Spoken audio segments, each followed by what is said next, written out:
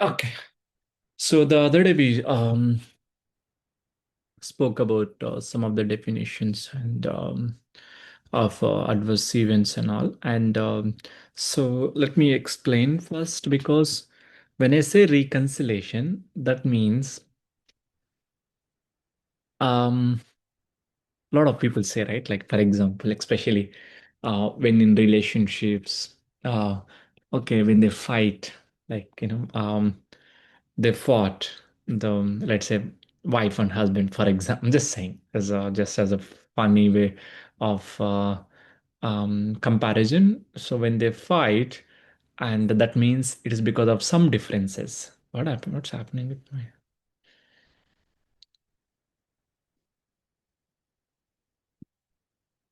Okay, because the wife and husband, let's say, they fought because of some differences. No one will fight, right? If they have the same understanding. So, due to some reasons, due to some differences, they fight because they're not standing on the same wording. Like, they both are not saying, or they don't have equal thoughts or equal explanation each point, right? So in that case happens. So people usually say, why don't you reconcile with her or with him? That means, why don't you agree, or why don't you sit and talk and ensure that both understanding same? So reconcile is nothing but comparing. When we compare the data between two systems, or when we compare things between two systems, two people, two applications, the data should be same. So when it comes to the safety data, it is one of the very, very critical information in clinical research, because the safety is that's why there is a say.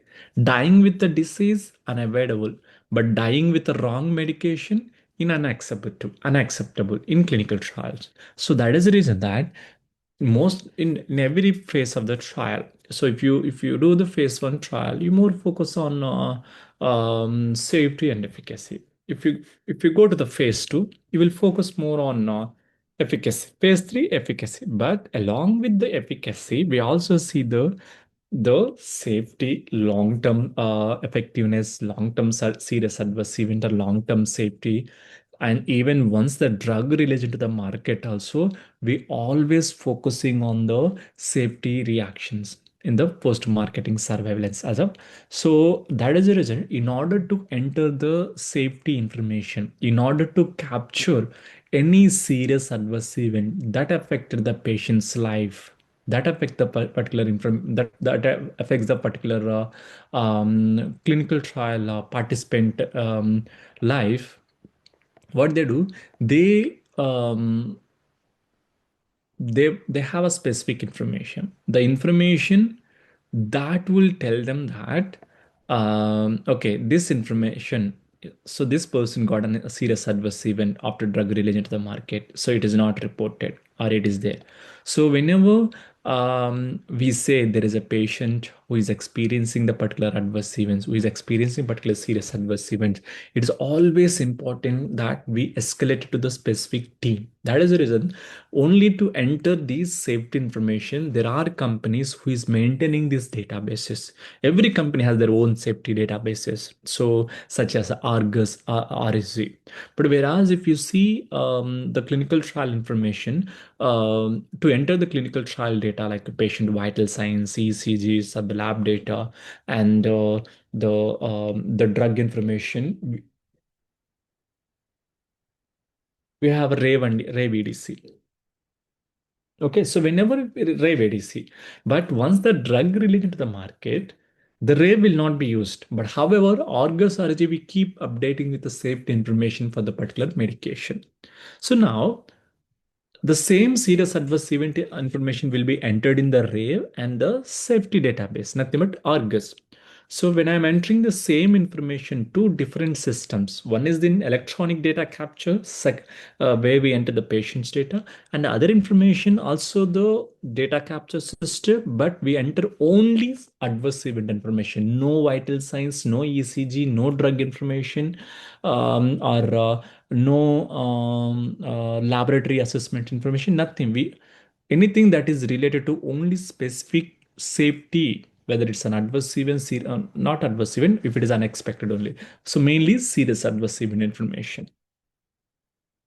So most of the time what we do every quarterly, every 6 months, every 3 months, the pharmacovigilance team and the EDC team will do a comparison of they will do the reconciliation between the safety database and the EDC. So that's what our topic is about. So it's about the SAE reconciliation, serious adverse event and reconciliation. So what is the definition of an adverse event? So the mainly when it comes to the ICH, any untoward medical occurrence in a patient or clinical investigation subject administered a pharmaceutical product and which does not necessarily to have a causal relationship with the treatment. That means most of the times what they do, patient take the medication and he say, hey, I'm experiencing the particular fever after taking the medication, even though the medication does not cause the particular event, does not cause the particular adverse event, we still call it as an adverse event because it is something unexpected at that moment, at this stage, or with this drug or anything. And later on they will check if there is any relationship with the drug and the event. They will do later this causal relationship check. An adverse event can therefore be any unfavorable unintended signs, symptoms, disease temporarily associated with the particular medications, or sometimes it don't have to be the relationship. We still will be updated as an adverse event in a clinical research. Now, the serious adverse events nothing but any untoward medical occurrence that at any dose result in death, life-threatening, or requires inpatient hospitalization, prolongation of existing hospitalizations, result in the persistent or the significant disability, incapacity, or the congenital anomaly or birth defect. So this is one of the very, very important definition that, especially when you join in the clinical research, you keep hearing this kind of terms regularly, whether when the especially even when the patient experience any fever and later on he admit in the hospital because of the fever, we call it as a serious adverse event because there is a incident of admission in the hospital.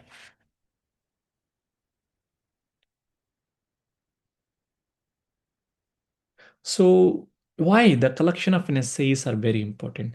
So can someone tell me why the collection of essays is important? Especially why do we um, why does the time matters? Why we say that it has to be reported within 24 hours, it has to be informed to the regulatory authority? Why the time is very sensitive in serious adverse event? Anyone? Why the time is okay? So now I'll tell you. To even see another center. Okay, fine. So what do we do? The time is important because of this time is very sensitive because the definition itself says that when the untoward medical occurrence is not just having an event, but it is resulting the patient into the serious situation such as a admit in the hospital. And why do you really think that patient just simply go to hospital and stay there? No. Okay, let's say there is a person, you called someone, and some random person someone you just dial some number and say, hey, how are you, man? He says, not bad. I got fever. And you say, how are you doing? Yeah, I'm fine. I'm just taking some rest. You would say, okay, fine. And you call next person, for example, I'm just saying, and that person say, hey, I'm having fever, so I admit in the hospital. So you tell me how serious it is you feel, how serious you would feel. My goodness, what happened? Why did you meet in the, why did you join in the hospital? Right? So that the tone itself would change when someone say that we are in hospital, because it result in the life threatening, sometimes it's result in the death, sometimes it result in the incapacity, in the disability, sometimes congenital anomaly. And these are the reasons that why we always say that informing the doctor about their event is an important, and it is not only requirement but is one of the regulation, one of the rule that any SAE is reported to the site has to be reported to the sponsor from the site. Hospital doctor has to inform the sponsor within 24 hours of their awareness. That means once they come to know, they will, the sponsor has only, the site has only 24 hours to inform the sponsor, and 7 days to the regulatory authority. So that means they'll have to inform the regulatory authorities as well, because if they there was a few trials that I worked, and the regulatory authorities have taken decision to stop the clinical trial because stop the clinical trials because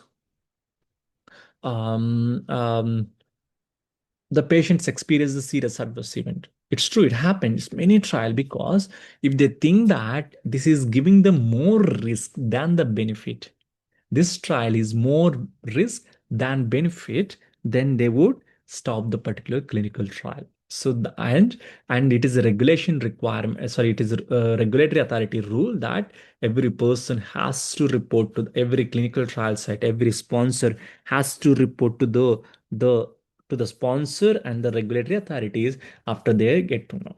And if the site does not adhere to the mentioned timelines, it will be considered as a deviation, as a major protocol deviation. And there is also one more thing that every country has their own way of timelines. That is the reason whenever you go for an interview for pharmacovigilance or the any clinical research, any interview in the clinical research, whether it's a CRA, CRC, anything, you always should know the guidelines of essay reporting. So where you will get this information?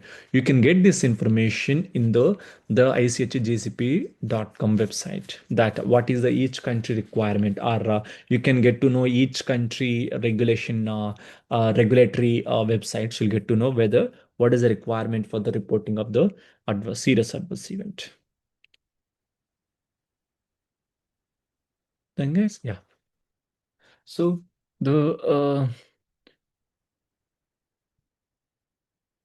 essay reconciliation is the process of reconciling the data management database, that is data that is collected on the case report form, with the safety databases, that is SA forms, to ensure the data is consistent and not contradictory. So now let's look into that. Why? So the process involves the comparison of key safety variables. So when I say variables, um, some of the information that we use to compare the people. Okay, when I was child, during my childhood, my father used to say like, "Oh, you don't play cricket like him, or and you study better than him, or you don't study like him, or you play volleyball like him." So he playing is the variable to compare two people, and the studying is the one of the variable to compare with two people. And Mm, I'm trying to remember any other examples. Okay, running. So you're not running like him, or you run like him. You're running like Usain Bolt. So running is the one of the key variable we are using to compare two people, right? So likewise, in order to say that both the database are correct and the same, we use the data variables between the databases. It is to perform to ensure that consistency between the events residing in the safety database and those residing in the clinical databases. And it is an alternative process that occurs several times during the study because the serious adverse events are keep being entered in the databases. And when to reconcile is determined the study team. So what is the timelines or what is the milestones that we are supposed to reconcile the databases will be depends on the study to study. Okay, so data management staff, when they reconciliation, mainly they look into that, analyze the data from the safety and the clinical. So how they do, either they will have the um, access to the safety databases, or they will either they'll have a safety databases, or what they do, they will have um, the reports from the safety databases, and um, ensuring that all the serious adverse events are being captured in the databases, and they will look into these safety databases, and then they will have a checking. Okay, they keep both the serious adverse events of the same patients and all.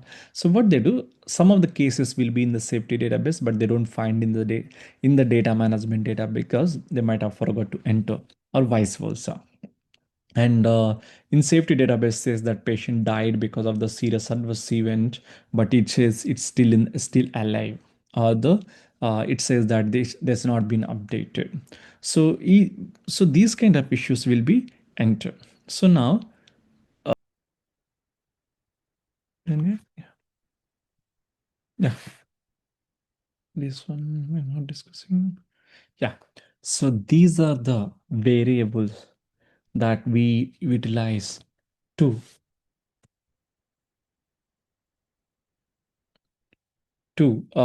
reconcile. So site numbers should be same in the both the systems or the both the reports, and the subject number should be similar or the same in the both the databases, and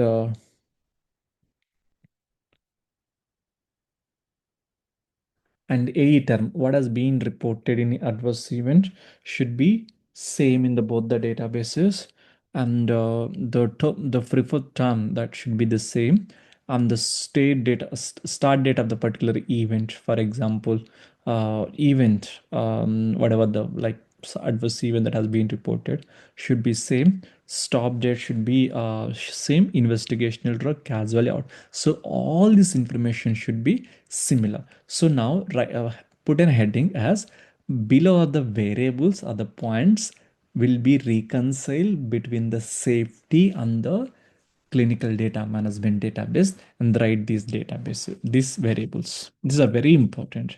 So they might ask a question. So tell me, what are the variables that we do or we use to reconcile the both the databases? So demographic uh, fields definitions, like you'll be entering the information such as um, um, adverse event in terms where like let's say, so subject identifications and um, weight, date of birth, gender, and races information, and discontinuations modules, and like their identifications, or what are the cause of report, cause of death. Even if the patient died because of any serious adverse events, or they suspect, they even ask for the autopsy report as well to do further analysis. Why? Because if the patient experienced any serious adverse event and died, and it affects the particular medication a lot actually, and it affects the in many countries. That is the reason that the doctors, sorry, the sponsor companies always um, keep an eye whether if there is any relationship between the drug and the event. And if that's, in order to suspect, in order to even finalize, so what they do, they even ask for the autopsy report in most of the cases. I had an experience with one of the patient in Spain. So the patient died with a brain tumor, and so we almost investigated this case for 6 months with an autopsy report in order to finalize whether there is a relationship between the drug and the event. So finally, we concluded, the investigator concluded that there is no relationship with the drug and the particular the patient death. Otherwise, it would have been a massive blowback for the sponsor companies because they'll have to pay a lot for the patients, and lot about leave about the patients, it would cost the drug a lot in many countries. So the process of reconciliation. So each data management team will have an assigned the study when to do the reconciliation and all, and they will also go for the applied required access and all. They'll go for the particular informations and all, and maybe whether it's reports, whether it's a serious adverse information. Most of the times we get the reports, but we don't have an access to the particular. But otherwise, if we get the study access also, it will be the study level. And before we do any reconciliation, we will go for the protocol and we will read about root protocol, confirm and clearly that what we are expecting and what kind of events that we might expect, or what kind of events that we say it's not a serious adverse events, because every study has their own way of requirement and all. And um, then the data management plan, they will read. Then once they get access, they will start looking into the reconciliation by pulling all that study listing, nothing but clinical listing, every events and all. So this is one of the examples where if you see subject site number, so there's a variable. So it's matched, yes, exact match. There is no, so they pick one serious adverse event and say it is if it is matched or yes, it's match. And the subject ID, yes, it's match. Reported adverse event term, logical match. Adverse event preferred term, match. So if there is no match between, if you see here, rave database, those does not match, those not does not match. That means it has a different dose that has been mentioned, and dose reduce, reduce, so it is same in. So they will look into that. If there are no changes seen, if there are no changes seen, or if there are no variables that are indifference, then I mean all the variables are same, then they would say it's a correct.